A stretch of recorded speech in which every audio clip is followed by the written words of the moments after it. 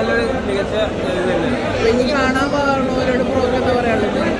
ഇനി കാണാൻ പോകുന്നവർ ഇത് എല്ലാവർക്കും കാണാം. ലൈക്ക് ഫാൻസ് എന്ന് പറഞ്ഞാൽ ഒരു മൂവി ലവേഴ്സിന് ആശ്ചര്യം കാണും. ഇതുപോലെ പോയാൽ നല്ല ഉഗ്രം പടം. നിങ്ങളെല്ലാവരും റിവ്യൂ വെച്ചാൽ ഇതിനൊക്കെ ആയിരിക്കും.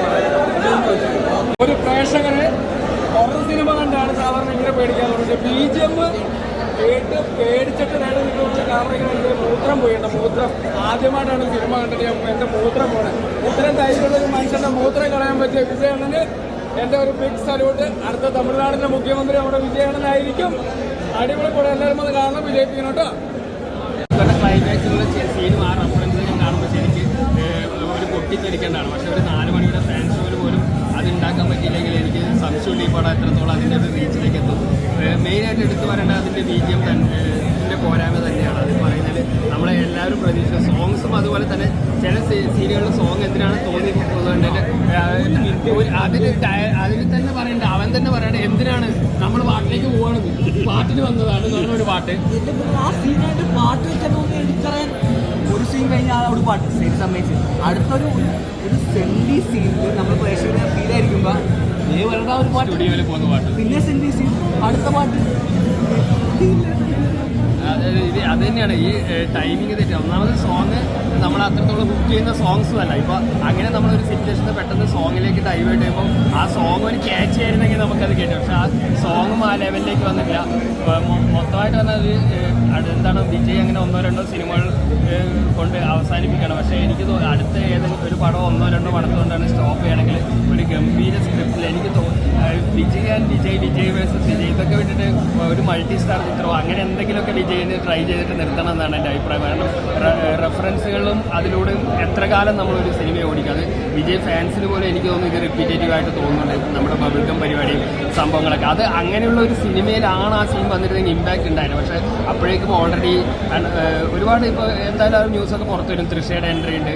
പക്ഷേ അതൊക്കെ എന്താ പറയുക, നമ്മുടെ ഒരു റെഫറൻസുകൾ വെച്ചിട്ട് ശരിക്കും പറഞ്ഞു കഴിഞ്ഞാൽ നമ്മുടെ ഒരു ആറാട്ട് മൂവി ലാലേട്ടനെ തന്നെ സ്മൂത്ത് ചെയ്ത് ആ ഒരു സംഭവമായിപ്പോയി. സംഭവം വണ്ടി ഇമ്പാക്ട് ചെയ്ത് വരുന്നു പോയാണ്. പക്ഷേ ഇതിലിപ്പം വിജയ് തന്നെ സ്പൂഫ് ചെയ്ത പോലെ അങ്ങനെയാണ് തോന്നിയത്. അത് ഒരു വിജയ് ഫാൻ എന്ന രീതിയിൽ വിജയുടെ പടങ്ങൾ എൻ്റർടൈനർ ആക്ടർ എന്ന രീതിയിലല്ല.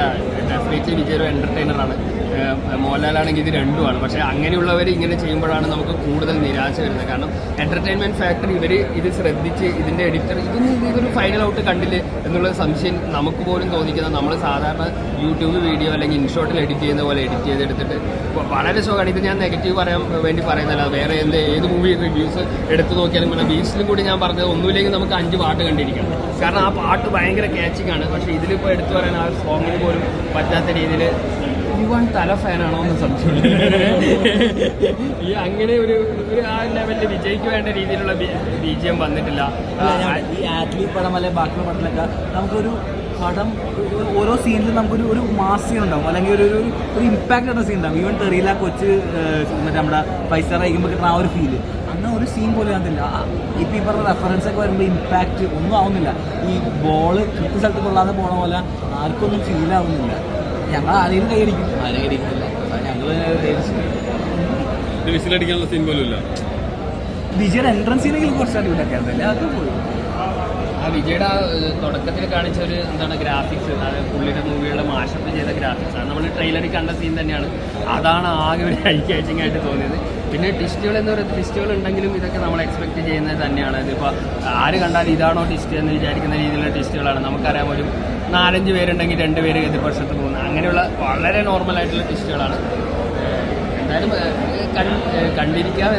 നമ്മുടെ പടം ഇറങ്ങണമെങ്കിൽ ഒരു 1500 കോടി രൂപ കളക്ഷൻ നടന്നുള്ളൊരു ഇതുണ്ടായിരുന്നു. എന്തോ തോന്നുന്നു അല്ല അതിപ്പോൾ എങ്ങനെ കളക്ഷൻ നേടും? അതിപ്പോൾ കളക്ഷനിലല്ലല്ലോ. ഇപ്പോൾ കളക്ഷൻ നേടിയപ്പം ബീസ്റ്റ് പോലും അത് ബ്രേക്കിംഗ് വേണം. അത് പ്രൊഡ്യൂസർക്ക് കൊള്ളാം, പക്ഷെ നമുക്കതിനെ കൊണ്ട് കൊണ്ടുപോകില്ല. കാണുന്നവർ കാഴ്ചക്കാർക്ക് ചില സിനിമകൾ ഇത്രയും 10-20 കോടി നേടിയെങ്കിലും നമുക്കത് ഇപ്പോൾ വാഴ എന്നുള്ളൊരു മൂവി ഇറങ്ങിയിട്ടുണ്ട്, പിന്നെ തമിഴിൽ നിന്ന് തന്നെ. അത് ഇങ്ങനെ ഇത്ര ഭയങ്കര കളക്ഷൻ നേടും. പക്ഷേ ആ സിനിമയൊക്കെ കാണുമ്പോൾ ഒരു സാറ്റിസ്ഫാക്ഷൻ, ചില മൂവി സാറ്റിസ്ഫാക്ഷനാണ്. ഓഡിയൻസ് പെർസെൻറ്റേജിൽ നമുക്ക് നോക്കുമ്പോൾ ഇതിൻ്റെ ഈ കളക്ഷനൊന്നും അവരെത്ര നേടി എന്നുള്ള കാര്യമല്ല.